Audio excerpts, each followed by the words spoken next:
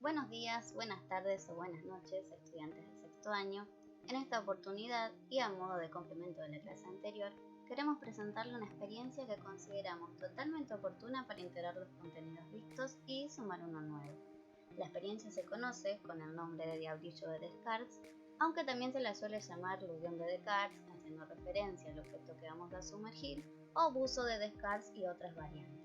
Más allá del nombre, la experiencia consiste en observar lo que le sucede a un objeto semisumergido dentro de una botella llena de agua al variar las presiones que se ejercen sobre ella. Los materiales que vamos a utilizar son una botella de plástico, transparente y flexible en lo posible, con su tapa claramente porque vamos a necesitar cerrarla. La vamos a llenar de agua y una vez completa la vamos a cerrar.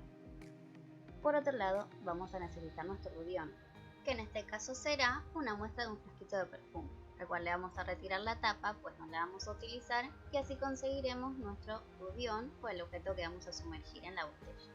Se pueden utilizar gran cantidad de variantes como rudiones, por ejemplo una tapita de lapicera. Claro que el orificio de arriba hay que taparlo con algo para que no se filtre el agua por ahí, para que no se escape. Lo mismo podemos hacer con una bombilla, la cual vamos a cortar para que no sea tan extensa, y vamos a tener una especie de tapita, digamos, también la vamos a sellar en la parte superior y vamos a dejar el objeto libre de la parte inferior. Este lo vamos a sumergir igual que vamos a hacer con el frasquito de perfume, que es lo que vamos a utilizar nosotros en este caso. Por último, lo que vamos a necesitar va a ser agua, bastante agua para llenar completamente nuestra botella. La vamos a introducir por el pico y como puede ocurrir que derramemos un poco, le vamos a colocar un plato, un recipiente, tupper o lo que tengan en sus casas y comenzamos a introducir el agua dentro de la botella. ¿Hasta dónde? Hasta llenarla completamente. Es muy importante llenar la botella completamente y cerrarla de forma hermética, es decir, muy fuerte, para que al momento de hacer presión el agua no se nos escape por el pico. Como queremos que nuestro ludión quede flotando en la parte más alta de la botella, pero que esté casi totalmente cubierto por el agua, antes de introducirlo en la botella es recomendable probar su flotabilidad en un vaso con agua. Para esto va a ser importante tener presente el principio de Arquímedes, el cual enuncia que todo cuerpo total o parcialmente sumergido en un líquido experimenta una fuerza de empuje de abajo hacia arriba igual al peso del fluido que desaloja. Partiendo de este principio, se pueden establecer diferentes relaciones entre la fuerza-peso producida en el propio objeto por acción de la gravedad y la fuerza de empuje que sufrirá el mismo al sumergirse en el líquido. Viendo que son fuerzas con sentidos totalmente opuestos, dependiendo de la intensidad de cada una de ellas, habrá casos en los que una de ellas superará y vencerá a la otra, y otros en donde ambas se contrarresten y hayan un equilibrio. En un primer caso, si consideramos el peso propio del frasquito, que de por sí no es mucho, y recordamos lo visto en la clase anterior acerca de flotabilidad, al ser la intensidad de la fuerza-peso menor a la intensidad de la fuerza de empuje, o lo que es lo mismo, la fuerza de empuje mayor a la fuerza-peso, esta última ocasionará que el ludión flote demasiado. Como no es lo que queremos, se introduce un poco de agua dentro del frasquito a fin de aumentar su peso. Pero ojo, porque si es mucha, el ludión superará la fuerza de empuje y terminará por hundirse. Para conseguir el peso que necesitamos, vamos a tener que ir probando con distintas cantidades de agua hasta lograr que la fuerza de empuje se contrarreste con el peso del volumen del frasquito sumergido, y así lograr un equilibrio. En caso de utilizar otro tipo de ludiones, como la tapita de lapicera o la bombilla, será necesario adherirle un material denso para aumentar su peso. Se pueden utilizar trozos de alambre, plastilina, piedritas, etc. Ahora sí, ya tenemos listos los elementos necesarios para iniciar la experimentación. Una botella llena de agua y nuestro ludión con el peso necesario para mantenerse en equilibrio. Comencemos. Ya con la botella completamente llena de agua, vamos a introducir nuestro ludión boca abajo con su peso ideal ya corroborado antes en el vaso. Como mencionamos antes, tenemos que conseguir que quede flotando casi enteramente hundido. Al taparla, es importante que no dejemos nada de aire dentro de la botella. Es por eso también que la llenamos de agua incluso hasta que rebalse. Finalmente, obtendremos el punto inicial de nuestra experiencia, nuestro ludión flotando en la superficie de la botella. Y así llegamos a la parte más interesante. Teniendo listo nuestro ludión en la superficie y haciendo un poco de presión en la base de nuestra botella, vamos a ver algo realmente sorprendente. El frasquito baja rápidamente hacia la base de nuestra botella.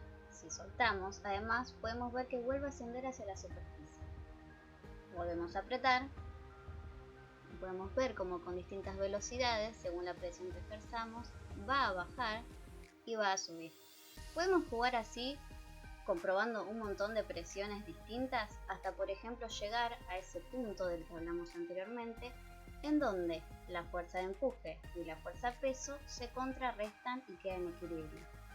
Recordemos que esta situación se puede dar en distintos puntos del líquido en equilibrio, siendo por ejemplo uno de ellos en medio.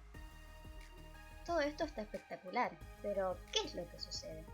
La explicación de este experimento está basada en dos principios importantes de la hidrostática, el principio de Arquímedes y el principio de Pascal, y claro que también con el principio fundamental de la hidrostática, que tiene que ver con la proporcionalidad directa entre la presión y la profundidad. Ahora bien, ¿cómo es que consigue flotar nuestro frasquito en la superficie de la botella? Ya lo planteamos a esto en el ejemplo del vaso. Aquí hemos logrado igualar ambas fuerzas que actúan sobre el objeto y por ello puede mantenerse allí. Es en este momento, entonces, en donde se está manifestando principalmente el principio de Arquímedes. Pero ¿cómo se explica lo que sucede al presionar la botella? En este instante es donde entra en juego el principio de Pascal. Dicho principio enuncia que un cambio de presión ejercido en un líquido estático, contenido en un recipiente, se transmite de forma uniforme a todas las partes del mismo y en todas direcciones. ¿Qué quiere decir esto? Que al presionar la base de la botella, esta misma presión se transfiere a todos los puntos del agua, incluyendo las paredes de la botella y el frasco. Al presionar la botella, y debido a que el aumento de presión también se transmitirá a nuestro eludión, frasquito, se va a producir un ingreso de agua por el orificio del mismo. Es necesario comprender que ante tal desalojar menos cantidad de agua y que esto se va a traducir en una disminución de la fuerza de empuje que ejerce el líquido sobre él. De esta manera, y a medida que va ingresando el agua, nuestro eludión se va volviendo cada vez más pesado y en el instante en que su peso supere la fuerza de empuje se producirá su hundimiento. Para entender esto, es necesario aclarar las características de las sustancias involucradas. La primera de ellas tiene que ver con la incompresibilidad del agua. El agua no se puede comprimir. Eso quiere decir que aún bajo presión, su volumen y cantidad de masa permanecen prácticamente iguales. Es por ello que al no tener por dónde escapar, digamos, el agua, parte de ella ingresará al frasquito. Pero todo esto es posible gracias a la capacidad de compresión del aire, otra de las sustancias involucradas. Al ser un gas, el hecho de tener sus partículas tan separadas unas de otras hace que sean muy compresibles, tanto que si aplicamos una presión podemos disminuir su volumen, es decir, mantener su masa o bien cantidad de partículas, pero ocupando ahora un menor espacio. En otras palabras, podemos decir que estamos aumentando la densidad del aire contenido en el frasquito. Recordemos que la densidad es la relación entre la masa y el volumen y hace referencia a la cantidad de materia por unidad de volumen, medida este último en centímetros cúbicos. Al volverse más denso, el aire se pone más pesado, y esto, sumado a la masa propia del frasquito y a la masa del agua que ha ingresado, genera el aumento de la fuerza peso, que va a superar y vencer a la fuerza de empuje, haciendo que el eludión descienda hacia el fondo de la botella.